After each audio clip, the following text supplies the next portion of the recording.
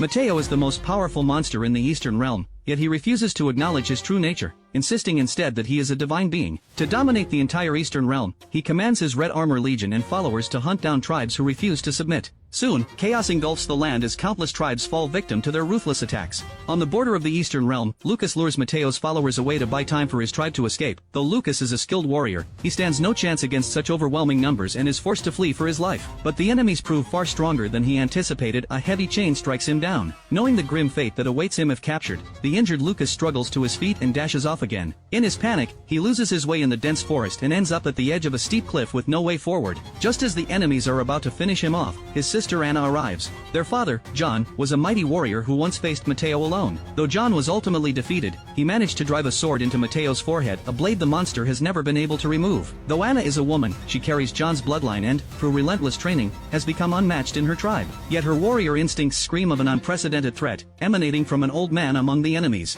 To ensure Lucas survives, she urges him to run west, where their tribesmen will help him escape. Without hesitation, Anna charges into battle. Amid the fight, one man, William, holds back until she has defeated all the others. With a single leaping strike, William sends Anna flying backward over 10 meters, a terrifying display of his power. After climbing out of the river, Lucas ignored Anna's last words and began scaling the steep cliff, determined to return to where she had fought William. But by the time he reached the top, Anna had already perished in a final confrontation with the enemy. Grieving, Lucas buried his sister, yet his anger only grew stronger. He resolved to follow in his father's footsteps, to travel to the divine-lit imperial city and kill Mateo, avenging both his sister and his father. Just then, a voice mocked him, taunting that he stood no chance against Mateo and wouldn't even survive the journey to the imperial city. Lucas thought grief had clouded his mind, and he ignored the mysterious speaker. But as he turned to leave, William's armor suddenly detached itself and moved toward Lucas as if alive. It clung tightly to his body, resisting all his efforts to tear it off, and even began controlling his movements. Stranger still, the armor possessed a consciousness of its own and a voice that only Lucas could hear.